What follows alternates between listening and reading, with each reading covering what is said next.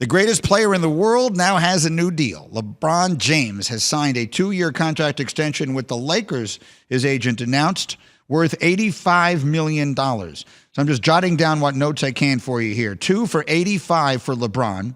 That will take him through his age 36 and 37 seasons. He will turn 36 this December. Well, this is December. What am I talking about? So he will turn 36 soon.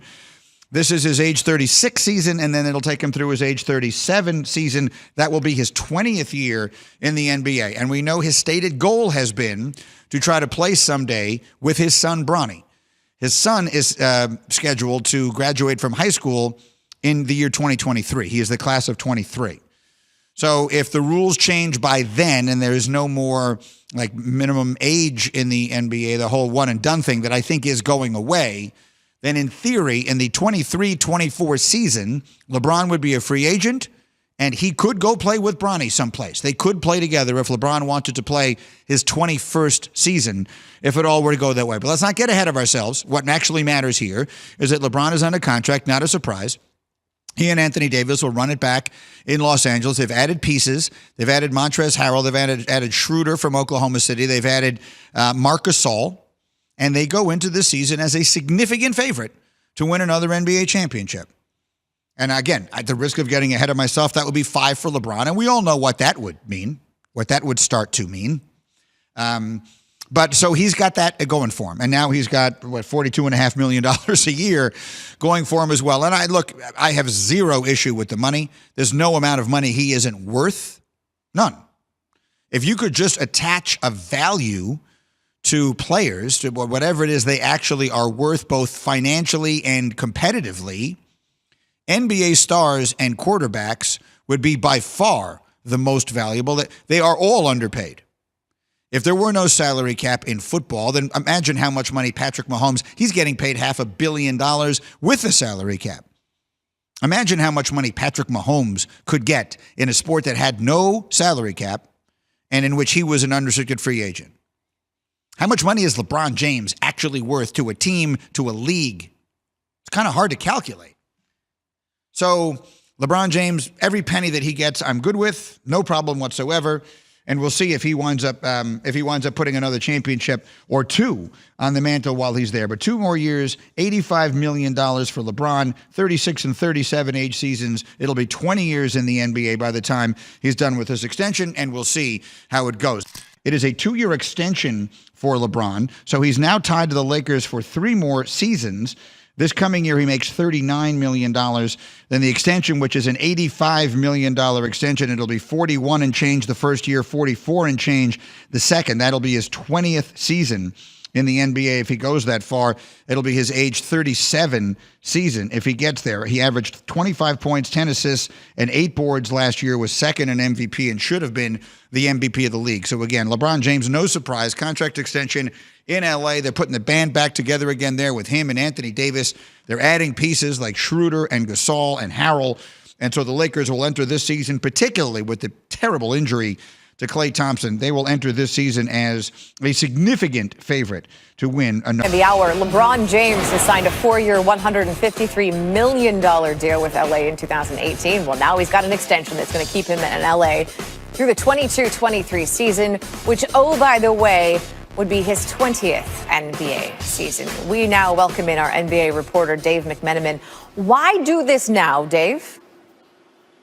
Well, Nicole, this is following the playbook that LeBron James and his representative, Rich Paul, implemented after winning the 2016 championship with the Cleveland Cavaliers. They wanted to show the loyalty and the commitment to staying in a program where they just won the ultimate prize.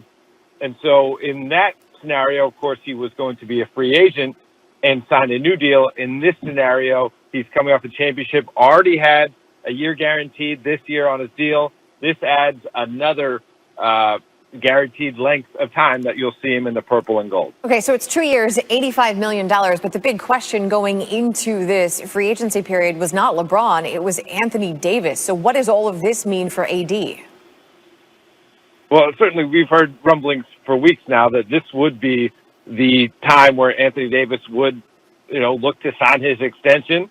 in order to have that new deal, to be a part of the Lakers, just like LeBron, with designs on repeating. And certainly, I think this gives us a major clue as to what Anthony Davis's contract situation will look like. You know, you're probably going to see something in the neighborhood for Anthony Davis of either 3 years guaranteed or 2 years with a player option to line him up with LeBron James, so they can both make mutual decisions come the 22-23 season about either staying with the Lakers or finding a new team to play for. That's Dave McMenamin with the latest on the breaking news. Elle, is my math right? 153 plus 85 is 238 million. Girl, you're asking someone who was in remedial math. I don't know. Regular season set to go December 22. It'll be a 72-game season. Kevin Durant ready to go with the Nets a year and a half after that torn Achilles. He's finally able to suit up with Kyrie. Maybe some help with Harden coming. That's a TBD. Kevin Durant was essentially asked after coming off that sort of injury, what if Steve Nash, the head coach, put you on a minutes restriction? It'll definitely be difficult because I enjoy playing in the game, and coach want to pull me out early unexpectedly. Of course, I'll try to push back, but I know they have my best interest. But like I said, we're just going to take it a day at a time. I mean, first day of individual workouts, it's cool. We just go from there. Okay, and Jay, I should mention Nash did say the possibility of Durant playing all 72 games is unlikely. That from Steve himself. What do you think? Look, I think Kevin's going to come back and prove that he is probably the most gifted scorer that we have in today's game. Like, he's a 7-footer who can do things dancing off the dribble, who can score at a highly efficient clip. One of the most efficient scorers we have in the game. I think seeing him, Kyrie Irving, Spencer Dinwiddie, Karis LeVert, they just signed Joe Harris to a pretty hefty deal, by the way. He's making around $16 million a year. Congrats to you, Joe, on getting your money to space out the floor. There's no doubt about it. This team is going to contend with the Milwaukee Bucks, Miami Heat, Boston Celtics for the Eastern Conference Championship. They should actually be the favorite, considering their personnel. 60 games he play? I think if you're looking around 50, 55 games. So 50, 55 60 games. One thing we should mention, Joe Harris, I don't want to let that slide. Joe Harris, when he was drafted, was sitting on the end of the bench, wasn't playing. His career was languishing with the Cleveland Cavs.